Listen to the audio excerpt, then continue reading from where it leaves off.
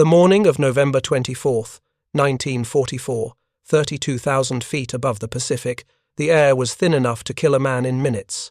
Inside the pressurized belly of a Boeing B-29 Superfortress, Technical Sergeant William Chen pressed his face against the plexiglass blister and watched Japan materialize through breaks in the clouds below.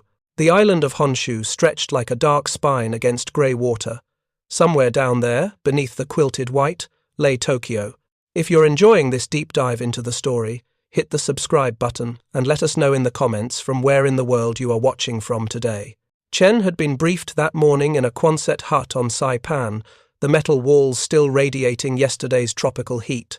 The target, an officer had said, was the Nakajima aircraft engine plant on the western outskirts of the capital. 111 B-29s were airborne that day, silver behemoths stacked in formation, each carrying 10 tons of high-explosive ordnance. It was the first time American bombers had appeared over Tokyo since Jimmy Doolittle's audacious raid 2.5 years earlier. That raid had been symbolic, 16 medium bombers launched from an aircraft carrier, barely scratching the surface. This was different. This was strategic bombing, industrial warfare carried to the enemy's doorstep by machines that represented the cutting edge of American technology. The B-29 had been designed for exactly this mission: high-altitude precision bombing, destroy the factories, cripple production, win the war from 30,000 feet where the enemy couldn't touch you.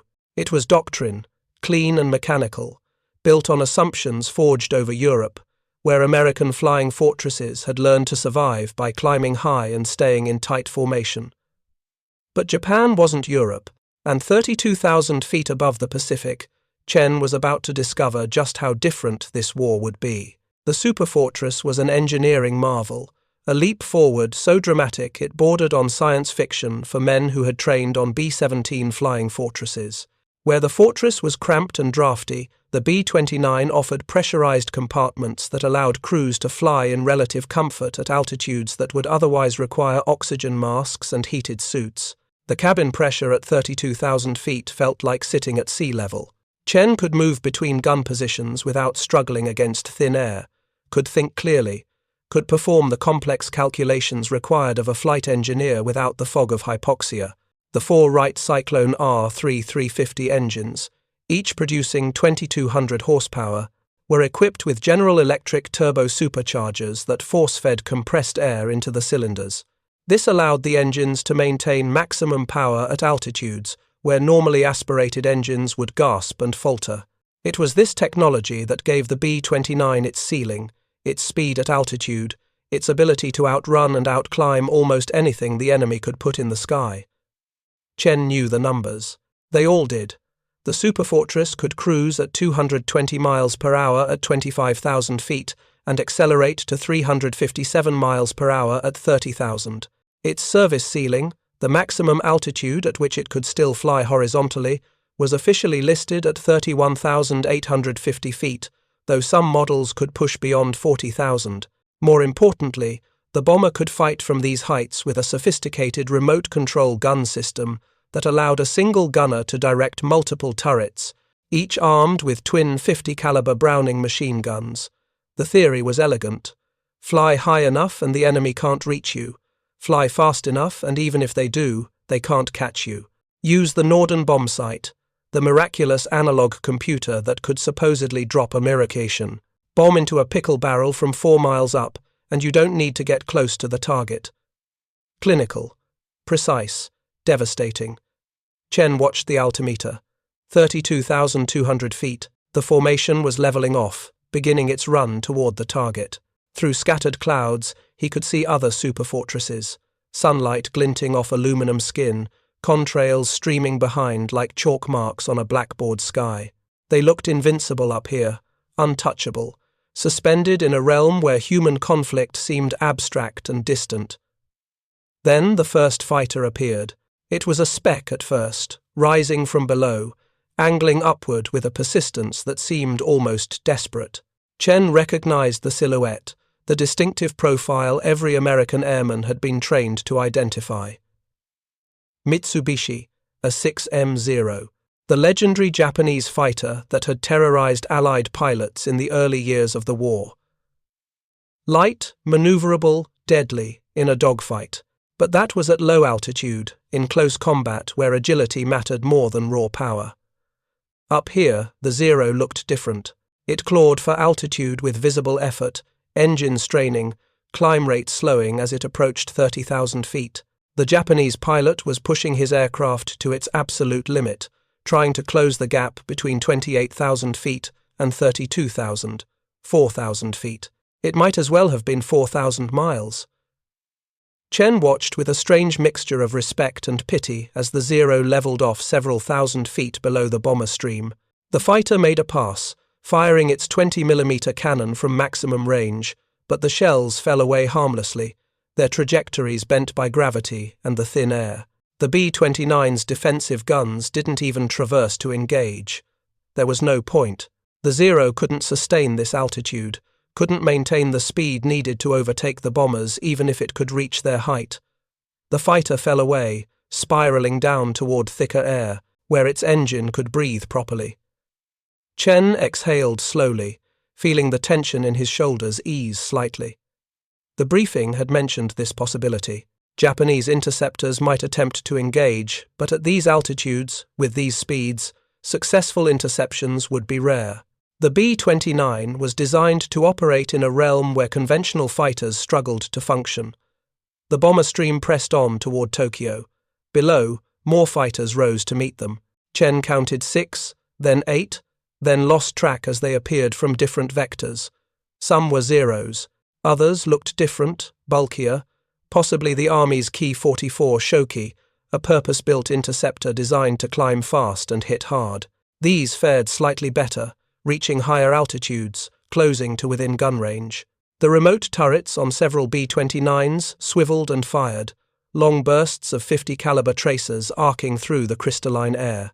One Shoki pressed its attack with suicidal determination, boring in from dead ahead despite the concentrated fire from multiple bombers. Chen saw pieces fly off the fighter's wing, saw smoke trail from its engine. Still it came, cannon shells walking up the fuselage of the lead B-29 in the adjacent formation. The Superfortress shuddered but held together, its structural strength absorbing punishment that would have shattered a lighter aircraft. The Shoki flashed past, rolled inverted, and dove away trailing flame. But these were exceptions. Most of the Japanese fighters couldn't maintain effective combat at 32,000 feet. They would climb, struggle to match the bomber's altitude and speed, fire ineffectually from long range, then break off as their engines overheated or their pilots succumbed to oxygen deprivation. Some lacked pressurized cockpits. Their pilots wore oxygen masks and heavy flight suits, fighting hypoxia and bitter cold while trying to maneuver aircraft that responded sluggishly in the thin air. Chen felt a grim satisfaction. The doctrine was working. The B-29 could indeed bomb from altitudes where the enemy couldn't effectively interfere. Japanese anti-aircraft fire began to appear as the formation approached the target area, black puffs of smoke bursting below and to the sides. But even the flak couldn't reach this high with any accuracy. The guns had been designed to defend against bombers at 20,000 feet, perhaps 25. 32,000 was beyond their effective range. The bombardier's voice came through the intercom. Bomb bay doors opening, target acquired. The Superfortress shuddered slightly as the massive doors swung open beneath the fuselage, disrupting the carefully streamlined airflow. Chen monitored his instruments. Oil pressure steady, engine temperatures nominal. Fuel consumption within expected parameters for high-altitude cruise. Then, something changed. The bomber began to accelerate, not gradually, but suddenly, as if pushed by an invisible hand. The airspeed indicator climbed from 220 miles per hour to 240, then 260. The engines hadn't changed power settings. Chen checked his instruments again, confused. The tachometers showed the same RPM, manifold pressure was constant, yet they were moving faster, much faster, relative to the ground below. The bombardier's voice came back, sharp with frustration. Ground speed showing 310 miles per hour. That can't be right. If you're enjoying this deep dive into the story, Hit the subscribe button and let us know in the comments from where in the world you are watching from today. But it was right. Chen looked out at the lead bomber, saw it pulling ahead despite flying in formation, saw the whole group beginning to string out as individual aircraft fought against an invisible current. The wind at 32,000 feet wasn't behaving like wind should behave. It wasn't gusting or swirling. It was flowing, a river of air moving west to east at speeds that seemed impossible. The Norden bomb sight, that miraculous analog computer, was designed to compensate for wind. The bombardier would sight the target, track it for a few seconds, and the mechanical brain would calculate drift, adjust the release point, drop the bombs with surgical precision. But the Norden had never encountered wind like this. The target appeared in the sight, slid across the reticle at terrifying speed, and vanished before the bombardier could complete the tracking sequence. "Going around," the pilot announced. The formation banked, arcing in a wide circle to make another approach. This time they tried coming in from the east, flying into the wind. The ground speed dropped to 90 miles per hour, then 60, then held at a crawling 45. They were flying at 240 miles per hour through the air, but the air itself was moving in the opposite direction at nearly 200 miles per hour. The result was a bomber force barely inching forward relative to the ground, hanging in the sky like clay pigeons at a shooting gallery. Japanese anti-aircraft gunners, initially confused by the bomber's impossible speed, now had all the time in the world to refine their aim. The black puffs of flak began to cluster tighter, creeping closer to the formation's altitude. A B-29 to Chen's left took a direct hit, the explosion tearing away a section of wing. The bomber rolled slowly, almost gracefully, then dropped away into clouds below. Chen counted 4 parachutes, then 5. Not enough. The wind speeds they were encountering were regularly 100 to 250 miles per hour, and on this particular day, over Tokyo, possibly exceeding 300. It was a meteorological phenomenon that American planners had never anticipated because it had never been observed before. There had been no weather stations at these altitudes over the Pacific, no systematic measurements, no data to suggest that such fierce, concentrated rivers of wind existed in the upper atmosphere. The crews called it different things at first: the Great Wind, the Death Current, high, altitude hell. Later, meteorologists would give it a proper name, the jet stream. But on November 24, 1944, all Chen and his crewmates knew was that their carefully calculated bombing run had dissolved into chaos. Some crews tried to bomb anyway, releasing their ordnance into the howling current and hoping for the best. The bombs fell in long, lazy arcs, pushed sideways by winds that the bombardiers couldn't properly calculate. Most missed the target by miles. Some landed harmlessly in Tokyo Bay. Others fell on residential districts far from the intended industrial targets. The raid that was supposed to demonstrate American precision and technological superiority instead demonstrated the limits of both. The formation turned for home, the bombers fighting headwinds all the way back to the coast. Fuel consumption soared. Chen watched the gauges with growing concern as engines worked at full power just to maintain forward progress. By the time they crossed the coastline and left Japanese airspace behind, several aircraft were already radioing ahead about fuel emergencies. 2 didn't make it back to Saipan. They ditched in the Pacific, crews scrambling into life rafts, hoping for rescue by submarine or patrol boat. 1 crew was never found. Back at Isley Field on Saipan, as the sun set and maintenance crews swarmed over the returned bombers, the airmen gathered in small groups and tried to process what had happened. The mission had been a failure. Strike photography, when it was developed and analyzed, showed that only a handful of bombs had landed anywhere near the Nakajima plant. The factory was still operational. Japanese production had been barely scratched. But that wasn't the worst part. The worst part was the realization now settling over the crews like a cold fog. The doctrine that had sustained them, the carefully constructed theory that said they could win the war from 30,000 feet, had just collided with a reality no one had predicted. The B-29 could fly higher than Japanese fighters could easily reach. That part was true. But flying high didn't guarantee safety. It didn't guarantee accuracy. And it certainly didn't guarantee success. In the weeks that followed, the missions continued. The 73rd Bomb Wing flew 14 more raids before the 313th and 314th Wings arrived to join them. Each mission brought the same frustrating pattern: climb to altitude, fight the jet stream, watch bombs scatter across the landscape like thrown dice, limp home with fuel tanks running dry. Japanese fighter interceptions remained sporadic and largely ineffective at extreme altitude, but that no longer mattered. The enemy didn't need to shoot down the B-29s. The wind was doing it for them. Chen flew 7 more missions before Christmas. Each time, he watched the same strange dance unfold at 32,000 feet. Japanese fighters would climb to meet them, struggle against the thin air and the cold, fire a few bursts from long range, then fall away as their engines protested and their pilots fought to stay conscious. The Zeros and Shokis and Hayates, Japan's best fighters, could technically reach these altitudes on paper. Their service ceilings listed in training manuals suggested they could fight at 33, even 35,000 feet. But there was a vast difference between reaching an altitude and fighting effectively at that altitude. A Zero could claw its way up to 32,000 feet, but only after spending 5 or 6 minutes in a maximum performance climb that left it traveling at less than 200 miles per hour. Engine overheating, pilots struggling with controls that responded like they were moving through syrup. By the time the fighter reached bomber altitude, the B-29s had already accelerated in a shallow dive from their cruising altitude, using gravity and those powerful turbo-supercharged engines to build speed to 340 miles per hour or more. The physics were brutal and unforgiving.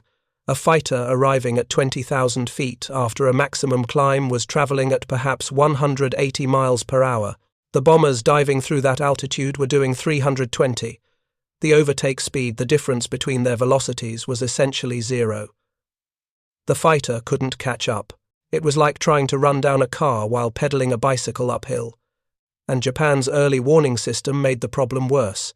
Unlike Germany, which had developed sophisticated radar networks that could detect incoming bomber formations hundreds of miles away, Japan's radar coverage was spotty and primitive. Often, the B-29s were only detected when they were already approaching the target, giving fighter units perhaps 30 to 45 minutes warning. From a standing start on the ground, the best Japanese fighters needed 5.5 to 6 minutes to reach 20,000 feet. They needed longer to reach higher altitudes, and by the time they got there, their speed advantage had evaporated. The few successful interceptions that occurred shared common factors. The fighters had been airborne already, perhaps on a training flight or patrol. They had been at altitude when the bombers appeared. They had been positioned ahead of the bomber stream, able to make slashing attacks from the front quarter, where their closure rate allowed them to fire before flashing past. Even then, the B-29's robust construction and defensive firepower made kills difficult. Chen saw one successful attack on a mission in early December. A Kawanishi N-1K Shiden, a powerful naval fighter the Americans called George, had somehow positioned itself perfectly ahead of the formation, 500 feet higher, diving with the sun behind it.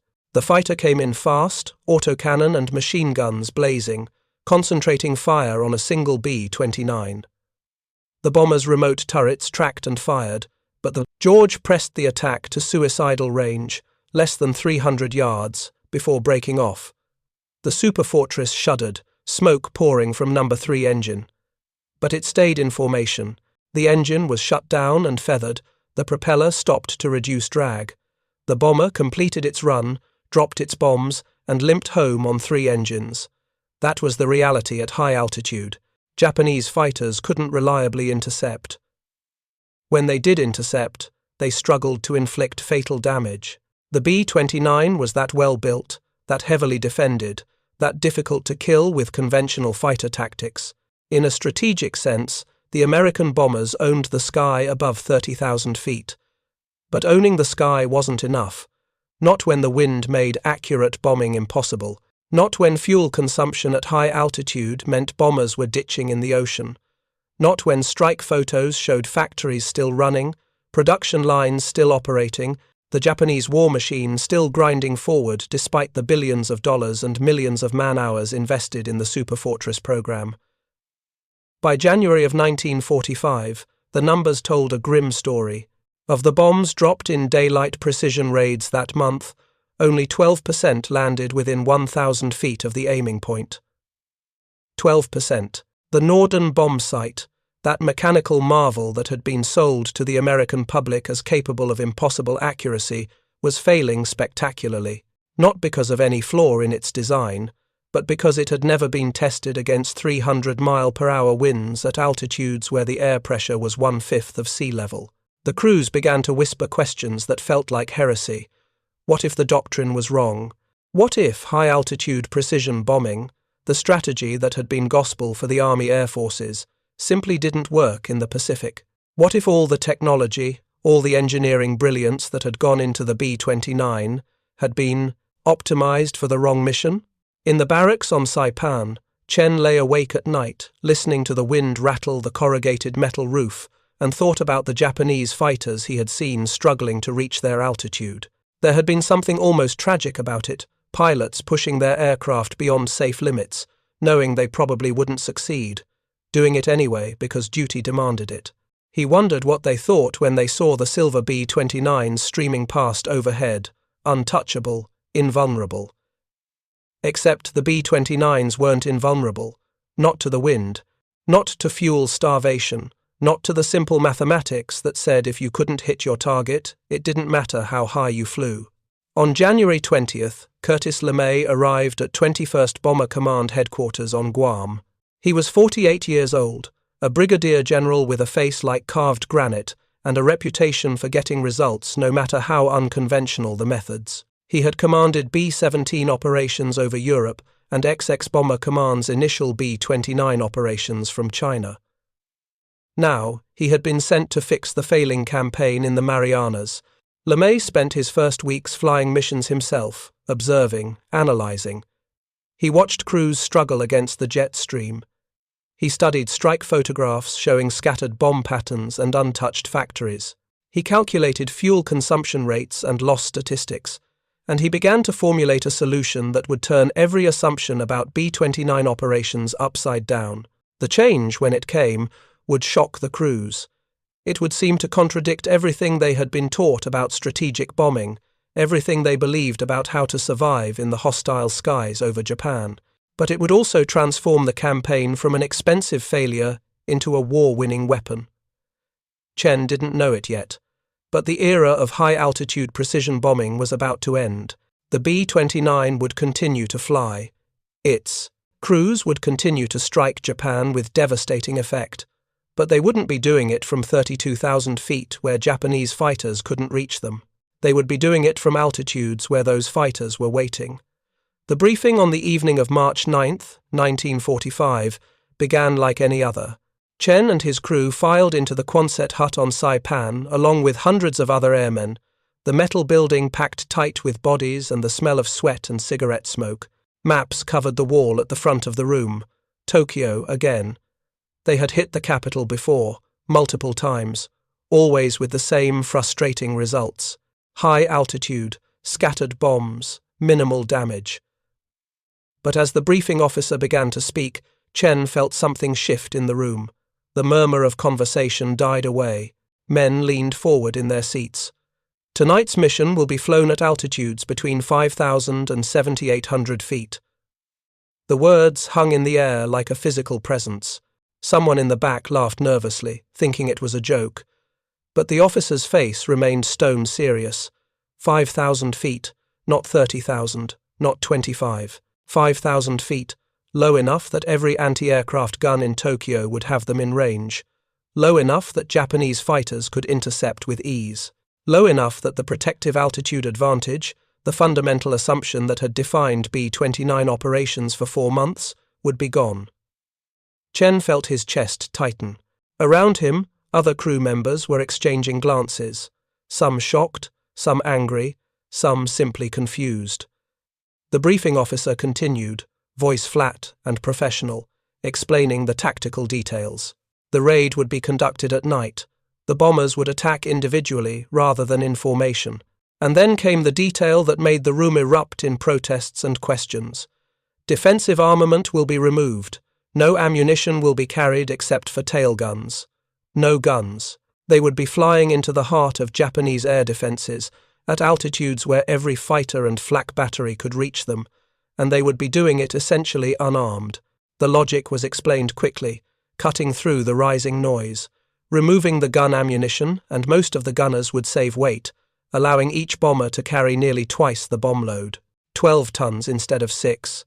And the bombs wouldn't be high explosives, they would be incendiaries, M69 firebombs, cluster munitions filled with napalm, designed to create an inferno that would consume Tokyo's wooden buildings like kindling. The briefing officer's voice cut through the protests. General LeMay has personally approved this operation. Japan's war production is dispersed through thousands of small workshops and factories spread throughout residential areas. High-altitude bombing can't hit these targets with sufficient accuracy. Low-altitude incendiary attack can destroy entire industrial districts. This is the mission. Dismissed. That night, Chen stood beside his B-29 and looked up at the unfamiliar silhouette. The gun turrets stood empty, barrels removed, the sophisticated remote control system rendered useless. The bomb bay was packed with clusters of 6-pound incendiary bombs, each cluster designed to burst at 2,500 feet and scatter 38 smaller bomblets across a wide area. The airplane felt lighter without the ammunition, but also more vulnerable, more exposed. The first bomber lifted off from Guam just after 5:30 in the evening, engines roaring as it clawed into the tropical dusk. Over the next hour and a half, more than 300 B-29s took to the air from Guam, Saipan, and Tinian. They climbed individually, not bothering with formation assembly, each crew navigating independently toward Japan 1,500 miles to the north. Chen's aircraft departed Saipan at 7:15. As they climbed through the darkness, the familiar routine of pressurization and altitude checks took on a different quality. Usually they would climb to 28 or 30,000 feet, settling into the thin, cold air above the weather. Tonight they leveled off at 8,500 feet, barely above the cloud tops. The cabin pressure differential was minimal. They could smell the salt air through the ventilation system. The coast of Japan appeared on the radar scope shortly after midnight. Navigation lights of the lead Pathfinder aircraft were visible ahead, dropping through scattered clouds toward the target. Chen watched the altimeter unwind as they descended. 7,000 feet, 6,000, 5,500. The city began to glow beneath them. The Pathfinder bombers had gone in first, dropping their incendiaries in an enormous X pattern across a 3-by-4-mile section of Tokyo. The fires had already taken hold. From Chen's vantage point, still several miles out, the city looked like a bed of coals, orange and red pulsing against the black. Smoke climbed in a thick column, visible even in darkness by the way it blotted out the stars. They descended to 5,200 feet, the prescribed bombing altitude. The heat rising from below was palpable even inside the pressurized cabin. Updrafts buffeted the bomber, making it shudder and buck. Through breaks in the smoke, Chen could see streets laid out in neat grids, buildings packed tightly together, and everything burning. The fires were spreading faster than seemed possible, jumping from roof to roof, block to block, feeding on the wooden construction that characterized Japanese cities. The bomb bay doors opened. The bombardier, working by the light of the fires below, had no trouble identifying the aiming point. The entire target area was illuminated brighter than day. The intervalometer clicked steadily as clusters of incendiaries tumbled out, falling in a carefully spaced string. Chen watched them through the side window, saw the clusters burst at altitude, saw the smaller bomblets scatter and fall like rain, each one igniting on impact. Japanese anti-aircraft fire was surprisingly light. A few searchlights probed the sky, but the smoke was so thick they couldn't penetrate it. Occasional bursts of flak appeared, black puffs against the red glow, but the gunners seemed overwhelmed, unable to track individual targets in the chaos. A few Japanese fighters made passes at the bomber stream, but flying through the turbulent air above the fires was hazardous even for small maneuverable aircraft. Most seemed content to make a single firing pass and then break off. The real danger wasn't the enemy, it was the fire itself. The heat rising from Tokyo generated updrafts so powerful they could flip a B-29 on its back if a pilot wasn't careful. The turbulence made accurate bombing difficult, made formation flying impossible. Several bombers reported losing 1,000 feet of altitude in seconds as they hit a downdraft on the far side of the fire. The smoke was caustic, thick with the smell of burning wood and something else, something organic and terrible that Chen tried not to think about. They completed their run and turned for home. As they climbed back to cruise altitude and headed south across the dark Pacific, Chen looked back. Tokyo was still burning, the glow visible for 100 miles. The column of smoke rose to 20,000 feet, mushrooming out at the top like a thunderhead. In the space of 3 hours, 334 B-29s had dropped 1,650 tons of incendiaries on a single district of Tokyo. When the sun rose and reconnaissance aircraft photographed the damage, the results were staggering. 15 square miles of the city had been completely destroyed. Nearly 267,000 buildings were gone, reduced to ash and charred foundations. The official Japanese casualty estimate, released years later, put the death toll at over 97,000, with another 125,000 injured. It was the single most destructive air raid in human history to that point, worse than any single bombing raid over Germany, worse than anything that had come before. And the B-29s had done it while flying at altitudes where Japanese fighters could easily reach them. But the fighters hadn't mattered. The anti-aircraft guns hadn't mattered.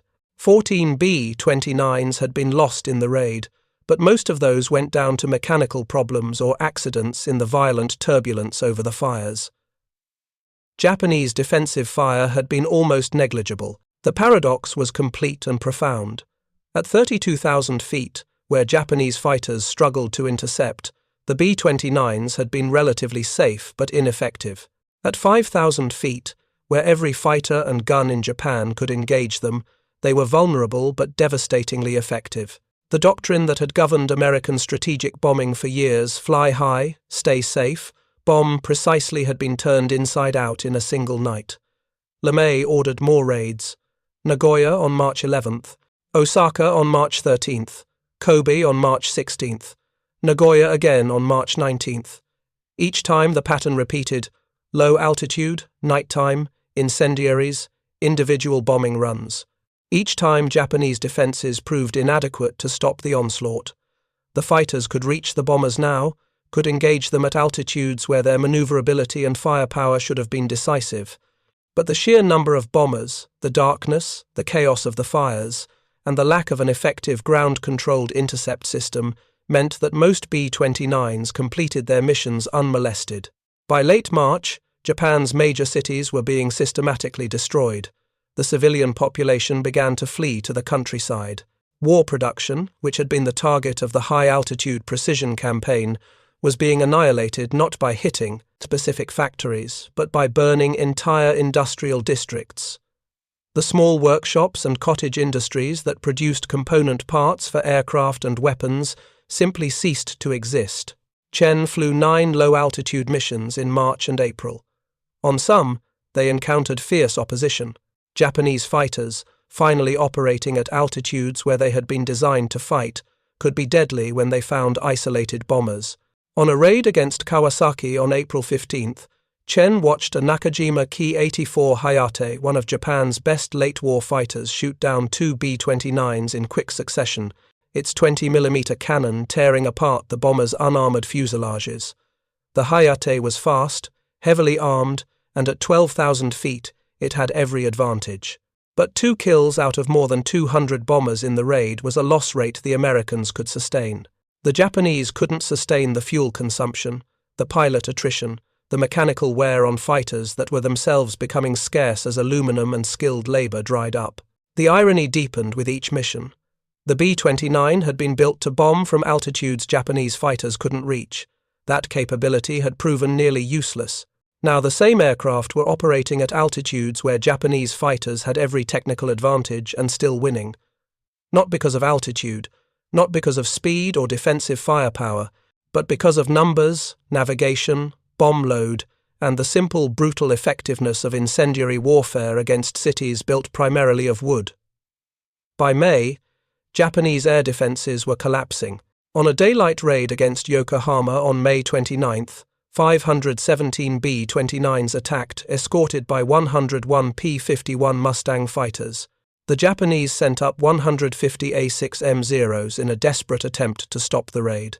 In the air battle that followed, 5 B-29s were shot down, but American gunners and escort fighters claimed dozens of Zeros destroyed. The Japanese lost pilots they couldn't replace. The Americans lost aircraft they could replace within weeks. In June, something remarkable happened. On the 15th, 444 B-29s attacked Osaka. Not a single Japanese fighter rose to intercept. Not one. Either they had been destroyed or grounded for lack of fuel, or held back in preparation for the anticipated invasion of the home islands. The bombers flew over the city unopposed, dropped their ordnance, and returned to base without encountering a single defending aircraft. The myth of the high-altitude sanctuary had proven false, but so had the assumption that low-altitude bombing would result in catastrophic losses. Japanese fighters could reach the bombers at 5,000 feet, at 10,000 feet, at 15,000. They could engage and shoot and kill, but they couldn't stop the campaign. The numbers were too great, the American industrial capacity too overwhelming, the logistics too well organized. Chen thought about this often in the quiet hours between missions. He remembered those first raids in November and December, watching Japanese fighters struggle to reach 32,000 feet, seeing them fall away frustrated and impotent. At the time, it had seemed like proof of American technological superiority. The B-29 could go where the enemy couldn't follow. Now, flying at altitudes where Japanese fighters swarmed like angry hornets, he understood the truth was more complex. Altitude had never been the decisive factor. What mattered was industrial production, logistics, crew training, numbers, and the grinding arithmetic of attrition warfare. Japan had good fighters, skilled pilots in those first months, but not enough fighters, not enough pilots, not enough fuel, not enough early warning radar, not enough of anything to stem the tide of B-29s that kept coming night after night. The high-altitude missions continued in parallel with USAAF, the low-altitude incendiary raids. Some targets' oil refineries, specific industrial facilities still required precision bombing. For these missions, the B-29s climbed back to altitude, fought the jet stream, dropped their high-explosive bombs with improving but never perfect accuracy. The jet stream was still there, the wind still blew at hundreds of miles per hour, but by mid-1945, bombing accuracy had improved significantly. Bombardiers had learned to compensate for the wind. Meteorologists had figured out how to predict the jet stream's location and strength. In June, 40% of bombs were landing within 1,000 feet of the aiming point, compared to 12% in January. It was a respectable figure, but it paled next to the effectiveness of low-altitude incendiary attacks, which didn't require precision. When the target was an entire district of a city, when the weapon was fire that spread from building to building, accuracy within 1,000 feet wasn't necessary. Accuracy within a mile was sufficient. By summer, 94 square miles of Japanese cities had been reduced to ash. 169 square miles across 66 urban areas. 9.2 million people were homeless. Japanese industrial output had fallen to a fraction of what it had been a year earlier. The combined fleet had ceased to exist as an effective fighting force. The army was intact, but increasingly unable to move or supply its units. The civilian government was making quiet inquiries about peace terms through neutral intermediaries. And still, the B-29s came. In July, the 20th Air Force put 1,000 Superfortresses in the air, the largest concentration of heavy bombers ever assembled. They struck remaining targets methodically, burning what could be burned, destroying what could be destroyed. Japanese fighters still rose to meet them occasionally, but encounters were rare. Most of Japan's best pilots were dead. Most of her fighters were destroyed or grounded.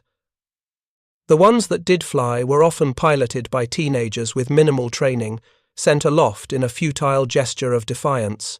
On August 6th, a B-29 named Enola Gay took off from Tinian, carrying a single bomb that weighed 9,800 pounds. The bomber climbed to 31,000 feet over Hiroshima and dropped the bomb from that altitude at 8:15 in the morning. The weapon detonated 1,800 feet above the city with a force equivalent to 16 kilotons of TNT. 70,000 people died instantly.